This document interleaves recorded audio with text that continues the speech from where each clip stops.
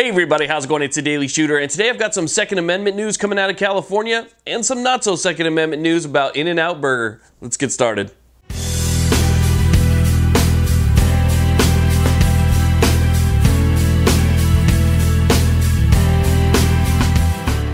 Okay, so let's go ahead and start off with some California Second Amendment news. SB1100 passed. Senate Bill 1100 is the one that would restrict anybody under the age of 21 from purchasing a firearm in the state of California, regardless if it's a handgun or a long gun. Any firearm, you can't have it until you're 21 years of age. Been having a lot of people write me saying, hey, can you believe that this passed? My answer to that is, yeah, of course. I would believe anything anti-gun would pass here in the state of California. They don't even think twice. They just go about doing it. Let's go ahead and listen to the reason why they're doing this from the author himself.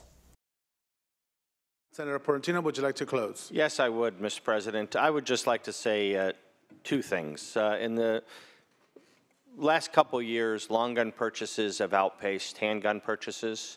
That's number one. Number two, the two most deadly recent school tragedies have been perpetrated by people under 21 with long guns. Yeah, you heard that right. His number one reason was because long gun sales have outpaced handgun sales.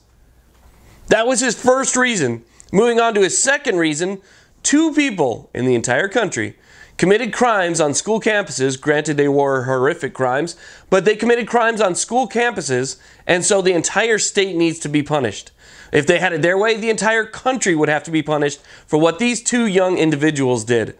That was all the explanation that he needed in order to get this passed. And the reason is, and people are going to be surprised by this, California politicians don't care. It's not about common sense. It's not about reason. It's just about taking your guns. Bottom line.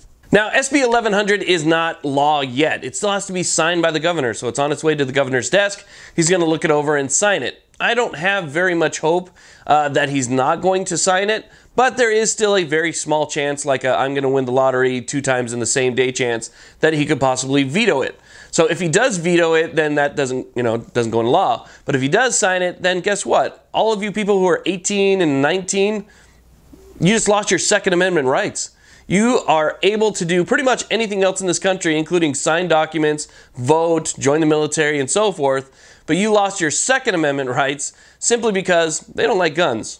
Now, this next piece of California news is not Second Amendment related, but it's just too good to pass up. We have California Democratic Chairman Eric Bowman calling for an all-out boycott of In-N-Out because In-N-Out donated $25,000 to the Republican Party for their re-election in November. He said, in part, let Trump and his cronies support these creeps, perhaps animal style. To which I say, what an idiot! Oh, what a loser! Good, good. More for me and you. Listen, if you want to boycott somewhere, I wouldn't choose In-N-Out. That's where everybody's going to turn on you. Nobody's willing to boycott In-N-Out. The only people that are willing to boycott In-N-Out are the people that don't eat meat anyway. So all the vegetarians in your party are all going to scream, heck yeah, while all the meat eaters are going to be like, yeah, totally, let's not go to In-N-Out while they eat their hamburgers. But all joking aside, this is kind of a serious matter because you have a chairman of the Democratic Party in California telling people to physically harm a business based on their political leanings. So it's not that they came out and said that they were for anything or against anything. They simply donated $25,000 to the Republican Party in general as a whole. And because of that, the Democratic Party would like to do them damage. They would like to see their profits lost. They would like to see their employees maybe lose their jobs. In-N-Out, while it's not maybe well known on the eastern part of the country, it is a very well known and extremely popular West Coast location. It's known for its family values. It is still a family-run company. It has not gone public. It is still known for its Christian values. They pay their employees really well.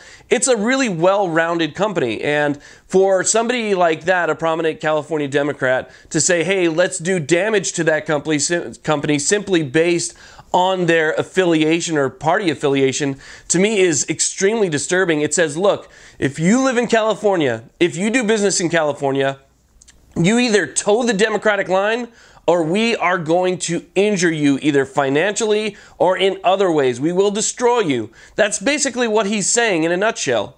So by going after this company, you then affect those employees that work there. They all have jobs that they enjoy, and from what I've heard, it's actually a pretty good place to work, especially if you're younger.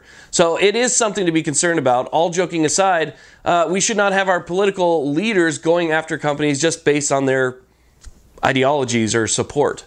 So that's your California news for the day. If Governor Brown either signs or vetoes SB 1100, I will jump right back in front of the camera and let you guys know about it. Make sure that you support your local Second Amendment advocacy groups. Thank you all very much for watching. Please like, subscribe. Have a great day.